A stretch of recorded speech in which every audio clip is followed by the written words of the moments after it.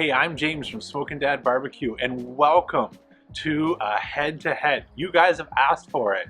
What's better, sous vide or reverse sear for helping render out a tough piece of meat? So today, we're using the flat iron steak where we have not trimmed out that gristle that runs through the middle. We're gonna throw two in a sous vide bath, and we're gonna throw two on Kamado Joe and cook them reverse sear. Put these guys head-to-head and find out who wins. So let's fire it up. Are you fired up? I'm fired up, but we gotta fire up Kamado Joe. So let's do it. All right, so for our experiment, we've got some flat iron steaks. I've already salt dry brined these in the refrigerator overnight. If you've never heard of salt dry brining, it's as simple as it sounds. We're gonna cover the steaks liberally with a sea salt. Don't use table salt, that's too dense and will sink in and make your meat way too salty. Ask me how I know that in the comments, that's quite a story. So anyways, you want to use diamond kosher crystal salt, and if you have an air drying rack, something like this, which is great, it just helps the air get underneath the steak and really dry that all out. So I don't know if you can see those a little bit closer if I hold that up, but they get this nice deep red color and become a little bit dry to the touch. But since they become dry to the touch, our rub won't stick, so we need a binder. You could use any number of things for a binder. You could use olive oil, you could use duck fat spray if you have some of that, or hot sauce. But as you can tell from what I have in front of me, my favorite is the hot sauce option. You will not taste the hot sauce at all, but it adds some nice hidden smoky depth flavors in there. So we're gonna season these all up the same, and I'm gonna throw two in a vacuum seal bag that we'll put into our sous vide, and the other two we'll set aside to reverse sear, and we can get on with this experiment. So let's season these up. So just before I cover that one, part of the reason we picked this steak, the flat iron, is it has this gristle running right through it, and that's why I want to see what actually helps render that out better. I'll put a link in the description below. I just recently did flat iron steaks where my butcher trimmed off the top and the bottom side, and they came out amazing. I like them even more than a skirt steak. And they had wonderful flavor, but we didn't know how they would cook together with this gristle in the middle. So we're going to find out which method does a better job of rendering out this middle gristle. But I did want to show you the marbling is really good looking on these steaks. So they look good. We just want to see if we can target that middle fat and render it out. But I'll bring it back to high speed as we finish rubbing these up with our hot sauce and getting on our rub. The rub today that I'm using is Big Time Barbecue, and it's just dried granulated garlic and pepper with no salt added. And I like to use that since we've already salted these and we don't want to add any more salt on top of them.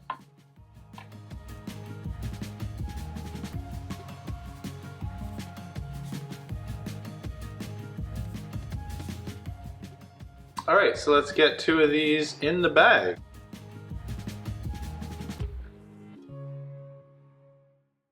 Okay, these are ready to go over to the sous vide machine.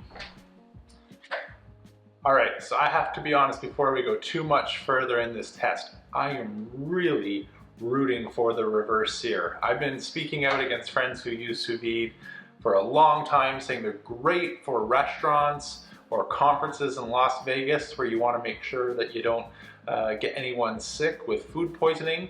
But for home cooking, I've always been saying, and I still feel this way, that reverse sear and cooking over charcoal is going to give you the best product. So we're going to find out if all that bluster was worth it or not, and put this to the test. So that being said, the sous vide machine that I bought is the Inkbird unit. It's a less expensive one. I think it's about a third of the price of some of the mainstream brand names out there. I'll put a link in the description below if you want to check out the review on this. When I was looking for something, I didn't want to spend a lot because I'm not really sold on sous vide, but I found one with a lot of power, Wi-Fi, touch control, and it was really accurate. When I did some testing with my Thermapen, it was spot on. So this has been really good for the price. Having used it now, I see some merits in reheating things and the convenience of being able to throw it in, but I'm really rooting for those reverse seared steaks. We're gonna find out, you're gonna find out. If I can figure out how to do the poll option, I'll put a link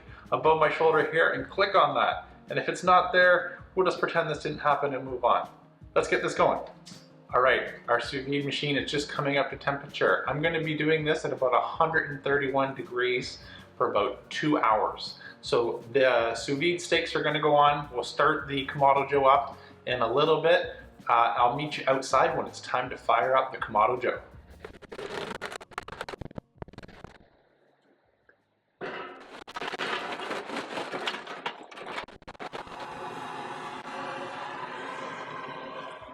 All right, so let me run through the game plan of how we set up the Kamado Joe for this indirect cook. Right now, I've got some coals lit using our fire starter, and I put a piece of peach wood right on the bottom grate. And so I like to put my peach wood, or any smoking wood for that matter, right on the bottom. As those coals get hot, they'll smolder that wood. The smoke will come up through the hot fire.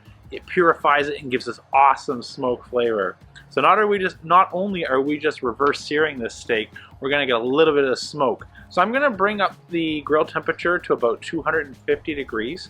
I've got my deflector plates in a pie position with a big piece of pie missing right out the middle. And I'll put a link to a description down below for a video I did on how to set your Kamado Joe up for indirect cooking, low and slow, tips and tricks. And this is a foolproof way to get amazing consistency out of your Kamado Joe. But I won't give you that whole video. There's a great video I did talking about that with the link below. But what I've got going on right now is those plates open. As we get close to temperature, I'll push them together. Then we're going to install the upper rack, the grid extender, and we're going to put our steaks right up top. And we're going to let those baste in the heat and smoke at 250 degrees until we hit an internal temperature of about 110 degrees to 114 degrees. So I know our sous vide steaks have been cooking at 131 degrees, but what's going to happen is we have momentum, we have more heat. The sous vide is cooking at a consistent temperature, 131 degrees, and eventually the steak just reaches 131 and it'll stay there. At 250 degrees, we've got like the gas pedal down, we have some momentum, and as soon as we let off our gas, we just don't stop and hold the same temperature. We're gonna have some carryover cooking. And so I found anywhere between 110 and 114 degrees is that perfect temperature to get our steaks off. We'll set them aside, let them rest. We'll remove those deflector plates, and we're gonna go max airflow for inferno mode. And then we're gonna sear all our steaks at the same time. So let me show you how exciting sous vide cooking really can be. I'll take you inside and show you some of the action. Let's go inside. All right, here's our sous vide action. Let me show you. That's actually that's it. That's all the action. No fire, no coals. Just like a hot tub for your meat. Anyways, that's been going on for almost 2 hours now. And when it's time to get ready to sear these, I'm gonna take them out, let them rest, also for about 10 minutes. We'll pat them dry and we'll sear both sets of steak at the exact same time. Pretty exciting stuff, I know. All right, let's go back outside. I'm already bored. There they are. All right, I figured to keep things as fair as possible, since the sous vide machine's using technology, I should get to use some technology as well out here. So to do that, I'm gonna use the meter probe, which is gonna help me monitor the internal temperature of our steak. And as I mentioned earlier, I'm gonna take it off when it hits between 110 and 114 degrees. Go ahead and insert our probe and get these steaks on the Kamado Joe.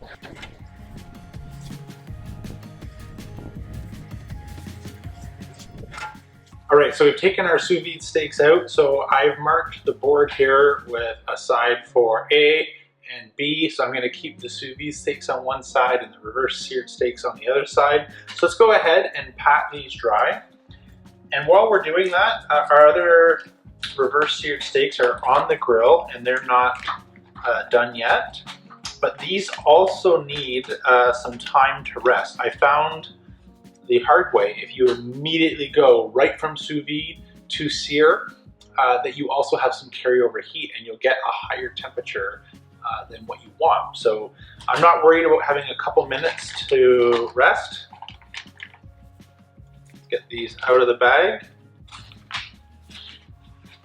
They smell wonderful. All that garlic and pepper.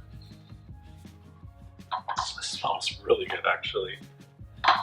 Let's go ahead and dry these as well as we can. And so the reason why we want to dry them really well is if we don't and we throw on a wet steak, is that it will steam, but it won't really sear very well. And you'll quite visually get a difference in the crust. So I still don't think this will turn out on the crust as good as the reverse sear, but we're gonna give sous vide, which I'm rooting against, as I shared earlier, the benefit of the doubt and give it the best chance possible for a good result. So we're really gonna pat these dry and give them a good shot. All right, so I won't say our letters outside so no one in the house is any the wiser, but you guys saw where these are. I'll meet you outside when it's time to pull off the reverse sear steaks and we'll get ready to sear them all. All right, I just got the alert on my phone. These steaks have hit 110 degrees. Let's get them off and start resting. And while we do that, we're gonna crank the heat and get ready to sear. Oh, I wish you had smell-o-vision for what's going on here. I didn't mention earlier, I did flip these halfway through, so we had equal time on both sides, so we just got a little bit of smoke coming. Oh, I smell a lot of smoke. It smells really good. So let's get these off and resting. Look at that. Beautiful. So what we're going to do now is we're going to take off this grit extender. We don't need that anymore. I'm going to remove the grid so I can get the deflector plates out, and we're going to open the bottom vent and the top vent all the way and set up for a hot and fast sear. All right, so that's it. So we've got all of our indirect accessories out, and as you can tell, that peach wood is already ignited and was burning nicely underneath those coals, even though the grill temp was only 250 degrees, which was giving us some of that nice clean smoke. All right, and just like that, we are hot. I didn't even have time to get the meter probe in and cleaned off. And our big block charcoal is hot and ready to sear. So let's get our steaks on. So these are sous vide steaks, which I'll do on the top position. These are reverse seared steaks on the bottom. And since we have already cooked these to close to the internal temperature that we want, I'm going to go ahead and sear this with the dome open. You could do it with the dome closed, but we get so much radiant heat that just soaks into that ceramic, which is awesome for low and slow efficiency in cooking. But I don't want to cook these any more than we need. We are just going for our sear. So we're going to give this about 20 to 30 seconds per side, and then we'll flip. Then we're going to rotate and flip again and repeat it. Let's go ahead and give these our first flip. Okay, and I'm just going to move the reverse sear to the back and the sous vide to the front, just to make sure we do each side even. And now we're going to flip the other way.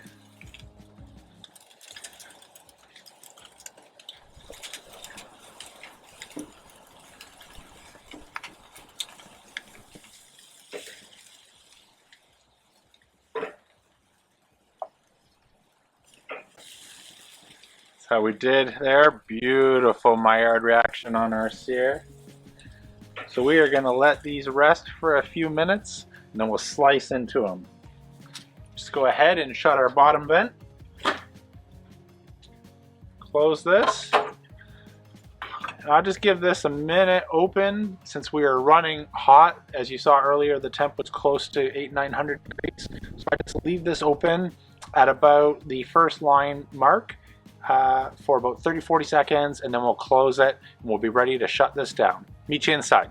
All right, so our steaks have rested and we are ready to find out. I'm a little nervous and excited all at the same time, so I'm going to slice these up Not to confuse the flavors, I'm not going to use the chimichurri that we made for this, but if you're interested in a great chimichurri, I'll put a link in the description below, and I'll show you one that we did with the sister steaks to these, the other flat iron steaks that I got from Peter at my butcher J&G's. But let's get slicing into finding out which of these we like best.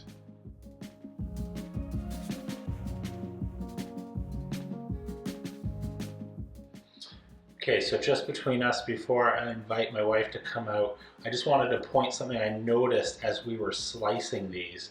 So the steak here on my left, you notice that ribbon of fat didn't completely render out. So sorry, I just pulled a Guga and a Ninja. Don't mean to rip off your trademark there, but letter A, you can still see that ribbon of fat, whereas on the reverse seared steak, the fat looks more clear.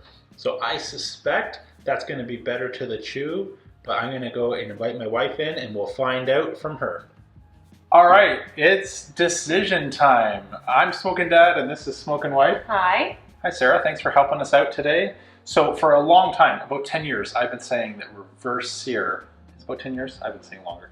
Yeah, about that. Yeah, so I've told everyone we know that reverse sear is the best. Sarah doesn't know which one is which, so we're gonna go ahead and put these two steaks head to head and find out if I've been lying to everyone we know, including your family. All right, dig in. Which one do you want to start with? I'll start with this one. Okay, B. Sure. What's hitting you? What flavor are you getting? It's smoky, I can taste the garlic, it's a little bit salty, it's really good. Really good. Yeah. I actually wasn't expecting it from a flat iron steak. It's really good. It's really good. How's the tenderness? It's really tender, it's nice. And how about the crust? Are you getting any crunch, any sear? Yeah, the sear's great on it. I like it. The flavors are really nice. Good. All right, I'm gonna go ahead and try this one. And while I'm doing that, why don't you get started on A? So that way we're just not chewing both at the same time on the camera. All right, sounds good. Mm-hmm. I see what you're on about. So steak B. I don't want to give away what it is. Maybe I'm going to hold. I'm going to wait. I'm going to ask after we have you examine steak A. Okay. Steak A was still salty, which was nice, but the flavor didn't run all the way through it like B. Like the middle to me just tasted a bit bland. I would say it's still pretty tender, not quite as tender, but it's good. It wasn't as good to me as B. It wasn't even as smoky as B. How about the sear? How was the sear on steak A? It was okay. It wasn't quite as nice as B. Okay, well, with that to look forward to, I guess I should try it. Take a small piece See here. if you agree with me? Yeah, find out. If not, I could be in trouble. Mm-hmm. You were being too kind. Well, you cooked it. All right. There's a reason A becomes before B, because we should have had that first, because it's really hard to go the other way. But let me tell you which one is what, if you didn't already know. Steak B is the one that we reverse seared with a little bit of smoke flavor. Steak A we did in the sous vide machine. And while it's good for consistency and doneness, that tenderness, it did not render out that fat as well as you saw in the other picture. And when you're chewing on it, it just tastes like it needs more time or more temperature, I'm not sure. Yeah. And the charcoal flavor, you can't recreate it in the last 30 seconds to a minute of something that's cooked the whole time. Yeah, the depth of flavor is so much better with this one. So I don't have to tell everyone we know I'm a liar? No, you can stop arguing with them. Woo! All right, well, thanks so much for hanging out with us today, guys. If you enjoyed today's video, please hit that like and subscribe button. And I'm gonna go gloat in the fact that I've been right for the last 10 years and enjoy this dinner. I don't know about that. All right. All right, I have editing control of this video. I think I'm gonna end it and I might add a "you were so right." Yeah. See ya. Bye.